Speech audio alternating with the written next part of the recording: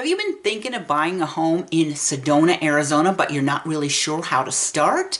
Or have you been looking to buy a house in Sedona for a while and you can't seem to make any headway, having a hard time finding a deal, the right house, or even getting your offer accepted? If the answer to either of those questions is yes, then this video is for you. Navigating the Sedona real estate market, tips from a local agent. And of course, that local agent would be me. I do live here in beautiful Sedona, Arizona, and I do at least half of my business buying and selling homes for clients here in Sedona, Arizona.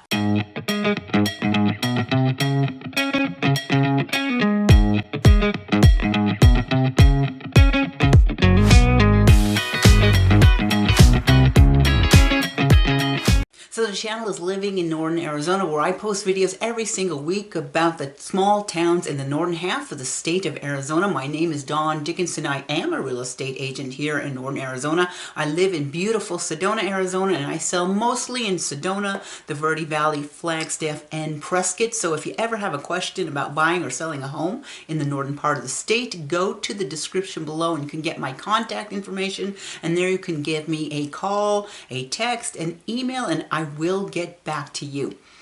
So I don't know how many times people have come to me and they've said, oh my gosh, I've been trying to buy a house in Sedona and I don't know what it is. I just can't make any headway. Sometimes the local agents won't talk to me. I don't know what to do. I just can't seem to make any headway. I can't find anything and I can't seem to make a deal. Can you help me? And this is too common a scenario. You wouldn't think that would be the case, but it has been. I've had several experiences exactly like this. So I'm going to give you my list of things that you need to do or you need to consider if you're looking to buy a house or even sell a house here in Sedona, Arizona. The very first thing is the most important thing at all, and that's to find a local agent who you know and trust and feel comfortable working with, preferably somebody who lives in Sedona, because that's how you find out all the nuances of the community and that you live in the community. But if not someone that lives in Sedona, somebody that lives nearby, like one of the Verde Valley towns that's like 15, 20, 30 minutes away, Cottonwood, Cornville, Clarkdale, or even agents that are coming from Flagstaff are familiar. What you don't want to do is find an agent from Phoenix, because a lot of the times the Phoenix agents are like, oh, I know all about Sedona. I take a trip there every couple of months.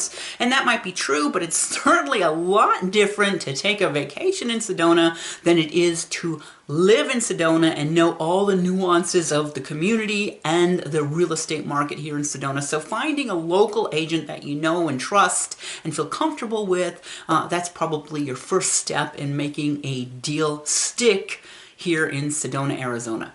Now, number two thing I want you to know is that Sedona is a very small market. So there are not a huge number of homes for sale. And if you call me and say you've got a laundry list of requirements for a home, you're probably going to come back with only one or two on your list. And if you have a price requirement on top of that, you could eliminate everything for sale in the market that actually could be a good option for you if you would just make an adjustment or do something like that to make the property work. So occasionally I'll have people call and say, okay, I have to have a 3-bed, 2-bed, 2,200 square feet. It has to have a 3-car garage. It has to have a great view.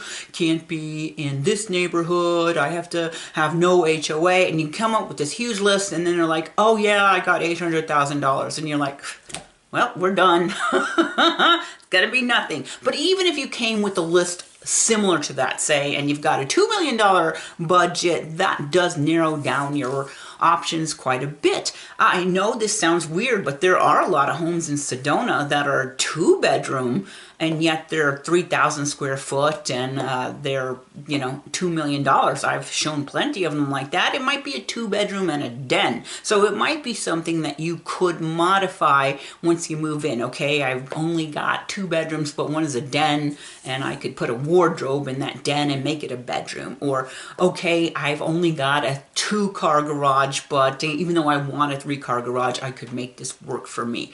We're a small market, not a ton of homes for sale, and so if you're too restrictive with your requirements, you might not find anything. Okay, number 3 is if we're working together, for instance. Like I said, it's a small market. There are a lot of homes that are listed by the same agents over and over again, and we all get to know each other over time. Usually I'm doing a deal with one of the heavy hitter listing agents once every single year, and I have relationships with them. So please don't ask your buyer's agent to do something that's going to make your agent uncomfortable and damage the relationship with the listing agents. Don't ask me to say, call this listing agent and tell him that that countertop is hideous, and if I make an offer, you're going to have to knock $5,000 off the price.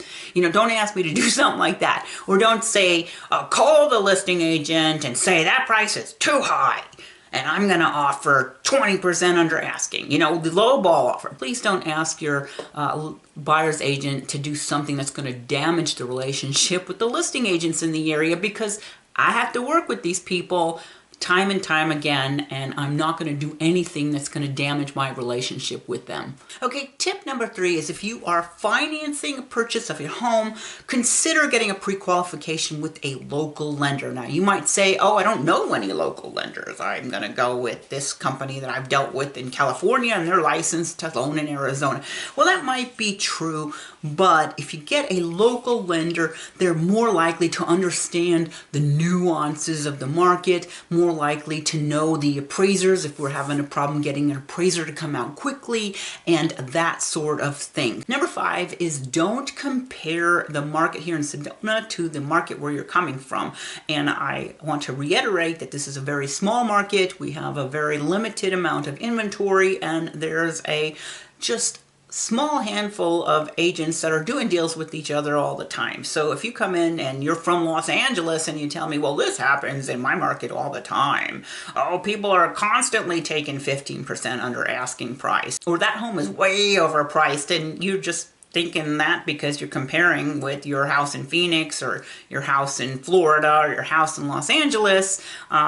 Again, you can't make that comparison because the market is different every place, and we're very hyper-localized. So don't come in. Oh, you can come in with the opinions, but just be open-minded. If you say that house is overpriced and I give you a list of comps and says it's not overpriced, don't argue with your agent. And again, we're going back to the lowball offer thing, because you're going to have a less likely of making a deal and getting your offer accepted. Number 6 is again coming back to the price of a home that you might be thinking of selling, or a home that you might be thinking of making an offer on, is the Zestimate. A lot of times people will come and they'll say, well, the Zestimate says it's only worth this, and so I'm not going to offer more than the Zestimate. Again, if you want to determine what the price of a home should be, you need to get a local real estate agent to pull comps of similar homes that have sold in the area. Number 7 is you need to be aware that there are some surprises or nuances that could come up during ESCO that would kill your chances of financing and having your loan approved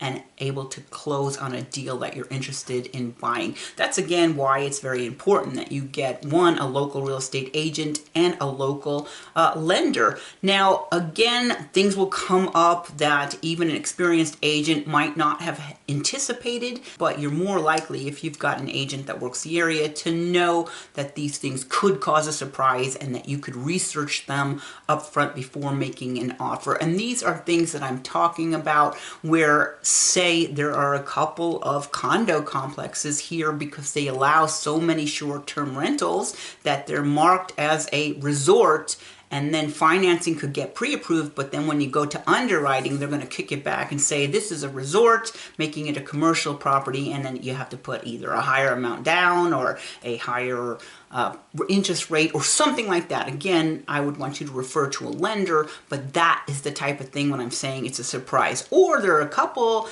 condo complexes here that are apartment conversions where, 2 years ago it was a apartment complex and then they converted it to condos, and so you don't want to be under contract or making an offer and then oops, no, it can't be financed. Now the place I'm thinking about, it's been about 3 years, and over time it might be financeable, but those are the type of surprises I'm talking about. The other thing is you could have a house that's in a flood zone. You might not have realized it when you made the offer, or you just might have thought it wasn't a big deal, and it might not be a big deal, but if you're doing something like VA financing, highly likely it will get kicked out if it's in a flood zone. in a VA loan. And then the other thing is you may find out, oops, I need flood insurance, and the flood insurance is more than you were expecting, and now you are not qualified because the amount you would have to pay every month makes it too high and you no longer qualify. So less likely you're going to get one of those surprises during escrow if you're dealing with a local lender and a local agent, because they can find out those things up front. Not that it wouldn't happen at all, but it's going to decrease the likelihood of something bad if you have somebody that knows the area. Okay, number 8 is short-term rentals. There are a lot of short-term rentals here in Sedona, Arizona. The local agents know which areas are likely to allow a short-term rental. And here's the thing with short-term rentals. If you are an investor, they're fantastic and you love them. If you're trying to move here to live here, or you're thinking of retiring, they're probably going to hate them. So understanding that short-term rentals do make a difference in where you're going to end up buying is very important also.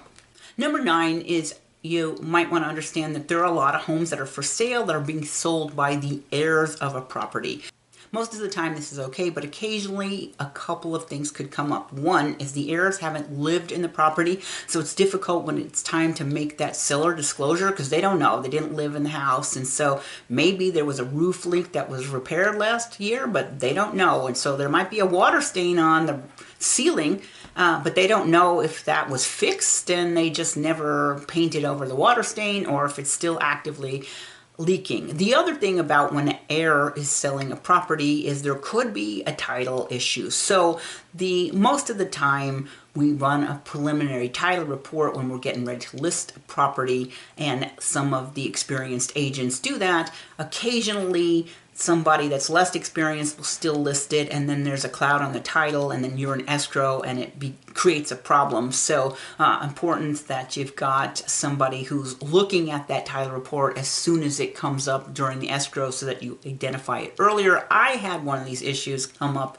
a couple of years ago where it was by the heir. We saw it on the title report, but the listing agent was like, oh no, we're about to clear that up. So we thought it was fine, but then they didn't clear it up, and it delayed closing by like 45 days, 60 days, which was a ginormous disaster. Okay, and the last thing to know about buying a home in Sedona is a lot of the agents are now requiring that you sign the buyer-broker agreement. So here's the deal with the buyer-broker agreement. Basically, it's saying that you're committed to work with this particular real estate agent to buy your home, and once you sign that, you're kind of committed. Now, that doesn't mean you can't be released if you're not getting along with the buyer's agent. Typically, in the past, we would have you sign that just to protect ourselves as agents from you going to an open house and then just buying the property from the the person who's hosting the open house after I've spent, 400 hours with you showing you stuff and talking to you on the phone.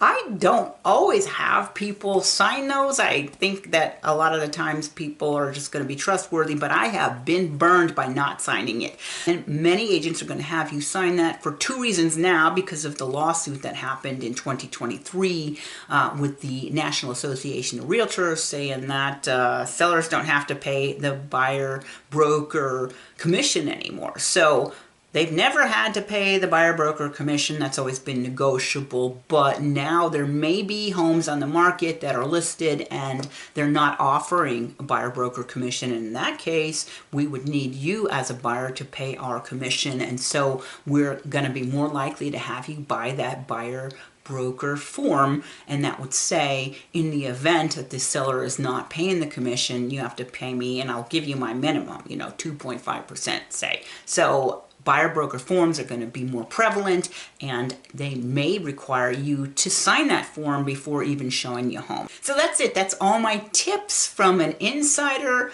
as a local real estate agent here in beautiful Sedona, Arizona. My name is Dawn Dickinson. If you ever have a question about buying or selling a home here in not only Sedona, but Verde Valley, possibly Flagstaff and Prescott, I do have a team of people that I work with in those areas also. You could give me a call, text, email, always in the description below. I will get back to you. I hope you enjoyed the video, and if you do, please consider liking the video, subscribing to the channel. I post videos every single week, so I hope to see you back here again next week.